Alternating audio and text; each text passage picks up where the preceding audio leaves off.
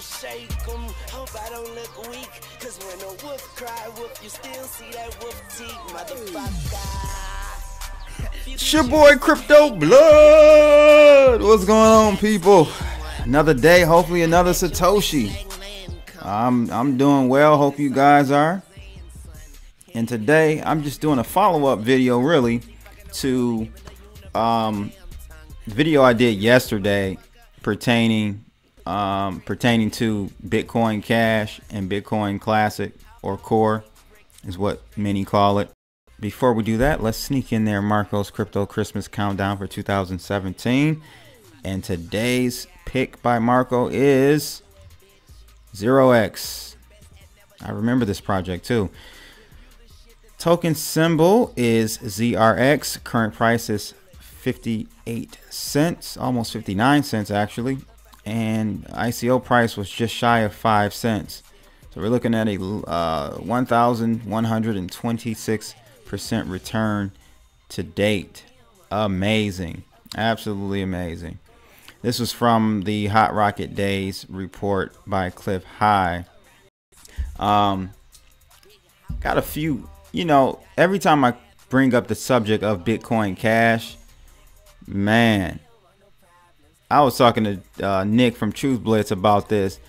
Man, sometimes some of you Bitcoin Core supporters, man, not all of you, but God, you guys worse than the BitConnect crew.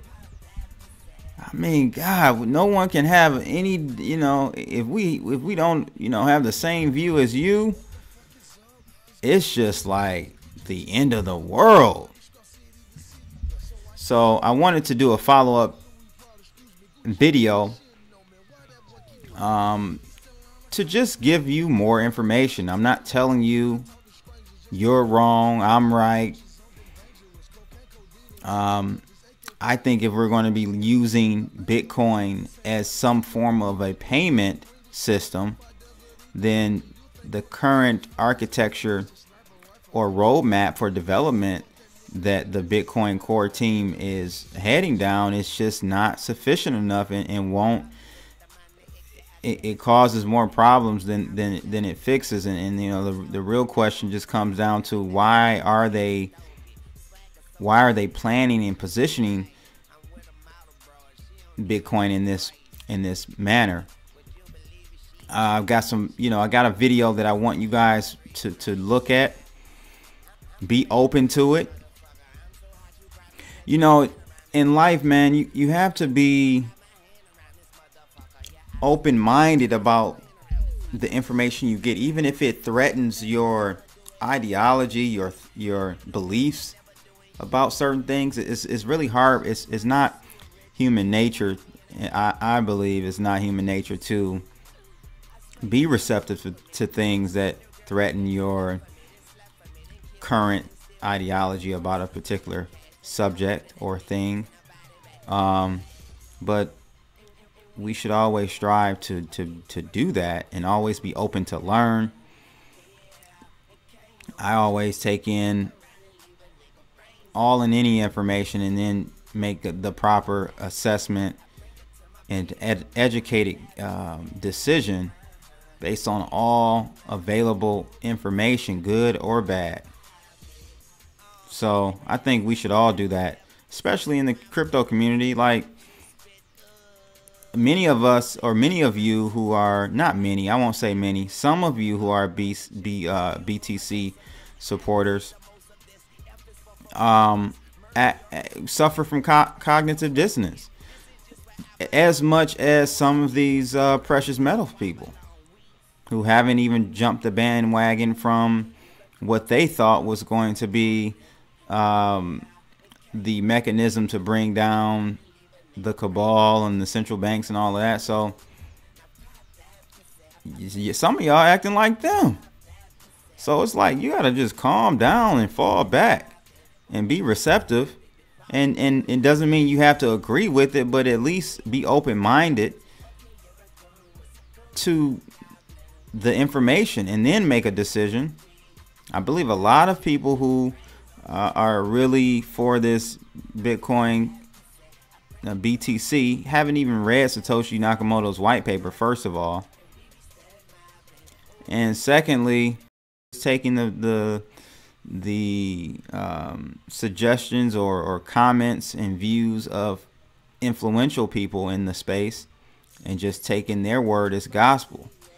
And we shouldn't do that at all. You know what I mean? We should always question everything, in my opinion, until we can make a confident decision. And that decision still may be wrong, but at least you've taken in all of the information that you possibly could to come to that decision. So question everything. Be diligent about everything that you learn about or know about. That's how you succeed and push the envelope in life, in my opinion. So anyway, I just want to help everyone to the best of my ability and present you with information, right or wrong. You take that information and do what you need to do with it, but at least I present it. And if any of you, after watching this video, have some information or video you want me to put on the channel that refutes this video that I'm getting ready to show you, I have no problem doing that. But I want you guys to check this boy out. I'll holler at y'all later. When you finally get your Bitcoin, after waiting 5 hours for it to confirm, you realize that some is missing. Turns out that your small investment of $30, $15 went towards the transfer fee to put it in your wallet. This is what was going to change the world? Let me fill you in on what happened while you were gone. Transaction fees have risen because of the block size. The block size is 1 megabyte currently and only allows for a few transactions per second to take place. Many more happen than this, so the people who pay the highest fee get to go first in line. On December 12, 2017, at the time I'm recording this video, the average transaction fee today was $24.40. Lord have mercy. This problem only gets worse with time and as adoption spreads.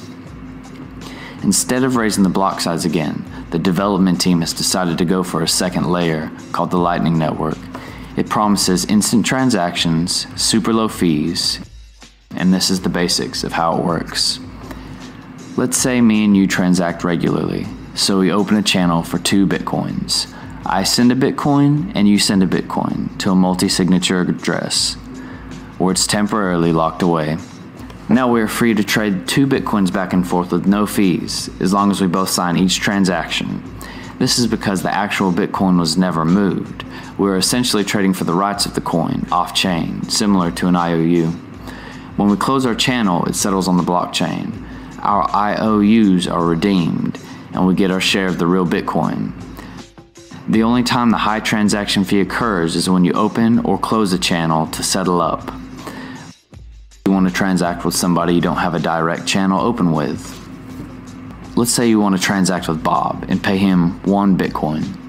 Bob does not currently have an open channel with you, and you don't want to have to pay the fees to open another channel. It turns out that my first cousin Sam has an open channel with Bob. You could send the payments through our channel and use the channel I have open with Sam, and finally from Sam to Bob, paying me and Sam very small transaction fees for using our open channels. This is ideally how the network would work, hopping from individual to individual until your transaction meets the intended recipient. But it turns out if Sam isn't as fortunate as us, and our channel only has 0.5 Bitcoins deposited, this won't work. There has to be enough loaded on each channel along the way for it to be used, and the network must find another route. Luckily, it turns out that Bob and you both eat at the same pizza shop regularly enough that you both have open channels. The pizza shop has plenty of Bitcoin in its channel and is 1 less hop than the last example. Bob gets paid, less fees for you, and the pizza shop gets a reward for providing a useful service. Everyone wins. Or so it would seem. A problem with the system is the requirement to preload every open channel you have ahead of time, with what you assume will be the upper limit of your spending habits with that channel. It's more convenient to have 1 open channel and a large amount of Bitcoin to a well-connected party that consistently has more money than you, so you can always route through. This is why hubs will naturally occur. A Lightning hub is a node with enough channels open and enough liquidity available that by connecting them, you limit the amount of channels you need to personally open, never have to worry about their balance, and reduce the amount of hops and fees required to make transactions. Unlike miners, who don't actually transfer value, these hubs will likely be classified as third-party settlement organizations, being subject to heavy financial regulation laws such as KYC and AML. Also, unlike on-chain transactions, there is a chance of theft in this system. If another party attempts to broadcast a channel in an old state, they can try to steal your Bitcoin if you can't catch them in time. For this, you'll either need to run a full Bitcoin node that'll always be online to monitor the transactions yourself, or hire a third-party service to do this on your behalf. So, the Lightning hubs will require to be set up for financial regulation and reporting laws, require massive amounts of liquidity to keep multiple well-funded open channels, offer fraud departments to watch the blockchain constantly and prevent theft, all while taking small fees for every transaction you route through them. Does this system sound familiar? It sounds like the Swift system. Just replace the term open channel with checking account. These Lightning Network hubs will be ran by the same financial institutions the Bitcoin was made to challenge. The banks aren't fighting Bitcoin because Bitcoin will be the new banking system. Bitcoin needed no middleman. There was no fraud to detect, no permission to give, no transaction to reverse, no fees to collect. So it had to be broken to need them. And the worst part is, you won't have a choice.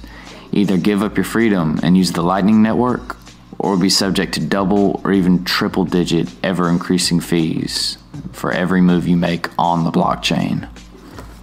The truth is, the 1 megabyte blocks restricting Bitcoin are purposely kept there by the developers. The absurdly high fees and long waits create a demand for a solution, and the solution they give us is the banking industry.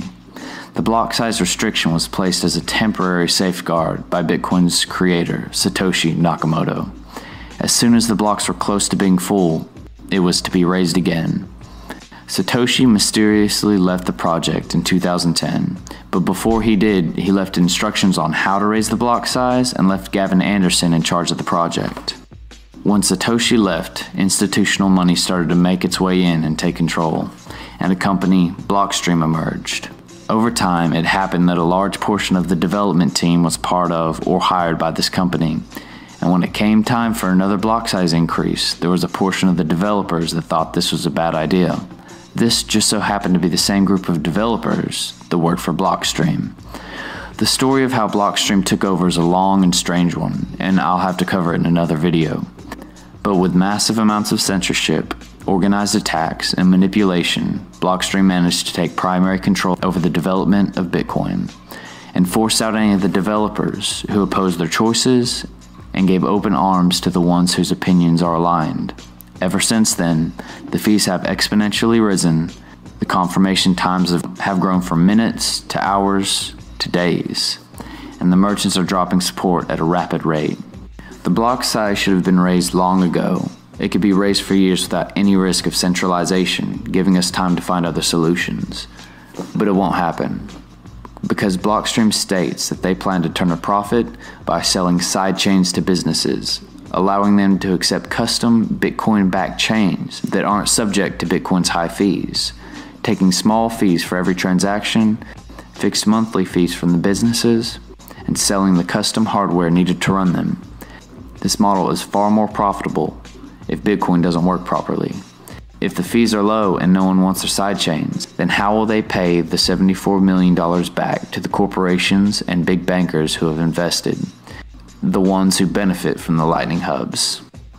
This amazing technology, designed to give freedom, stability, and power to the people around the world, has been ripped apart and destroyed for power, control, and profit. But it's okay, because we're going to the moon. There you have it, people. Make sure you comment in the section below. Definitely want to hear your feedback on that, good and bad. And like I said, if you have something that refutes that, I want to hear it. I really do. I'm here to give both sides of the coin. So it's your boy Crypto Blood. Make sure you like and subscribe, and I'm out. Holla.